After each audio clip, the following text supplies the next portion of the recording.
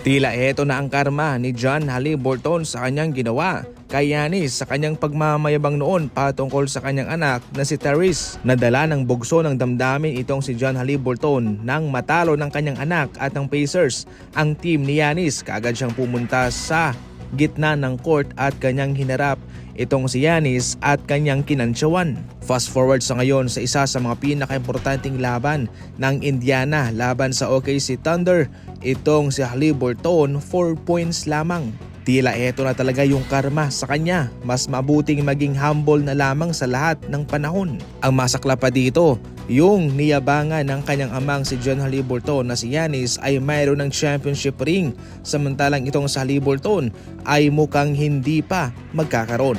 Kabilang sa mga problema ni Tyrese Haliburton ang kanyang pagiging inconsistent. Tinamaan pa siya ng injury mga idol. Ayon pa kay Rick Carlisle, hindi ito seryoso para sa kanila at mukhang hindi raw makakamiss ng laban itong si Tyrese Haliburton dahil sa injury iyon. Ano ang komento ninyo? Ito ba'y karma sa ama ni Haliburton? I-comment lang yan. Bukas pa ang pintuan ni Montrezl Harrell na makabalik sa NBA. Sa ngayon, siya'y nasa Adelaide 36ers. Nag-average po siya ng 20 points, 9 rebounds at sa kanyang shooting splits na 56% sa field and 32% naman sa 3-point line. Mataas pa ang moral ni Montrezl Harrell na siya'y makakabalik sa NBA pero hindi raw maiiwasan na isipin ang masaklap na realidad kapag ikaw ay nasa NBA. Kukunin ka nga pero kapag meron kang injury ay hindi ka na aalagaan at yan mismo nangyari sa kanya nung siya'y nasa liga pa. Paunti-unti na nga siyang nawala sa rotation at kalaunan iniwave na nga mga idol pagkatapos na magkaroon ng maraming injury. Pero sa ngayon sa Adelaide 36ers ay naging healthy naman siya. Pero sapat na ba yan para siya'y kunin ng mga kupunan? Pacers laban OKC Thunder para sa Game 6. NBA, PBA, lahat ng mga laban nandito na. Pumili ka lang dyan kung sino ang tatalpakan mo. Kapag panalo ka, automatic paldo, cash out na. Ang link ay nasa comment section lang po.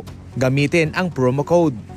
Pinag-iisipan sa ngayon ang posibleng pagsentro kay Kevin Love na siyang ipapadala ng Miami Heat sa Golden State Warriors kapalit ni Kuminga. Si Kuminga ay gustong makatanggap ng 25 to 30 million na kontrata at long term ang kanyang gusto. Yan ho yung malaking sugal para sa Golden State Warriors considering na hindi naman ganoon kasolido ang kanyang naipapakitang performance at kontribusyon sa Golden State Warriors kahit na siya'y pinapalaro bago siya ibangko nung dumating si Jimmy Butler. Sa season na ito, sumahod ng 7 million si Kuminga.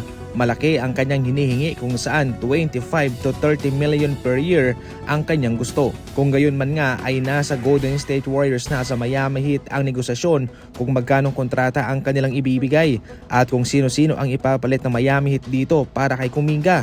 Posibleng isama si Kevin Love at si Jaime Jaquez Jr. depende sa kanilang negosasyon.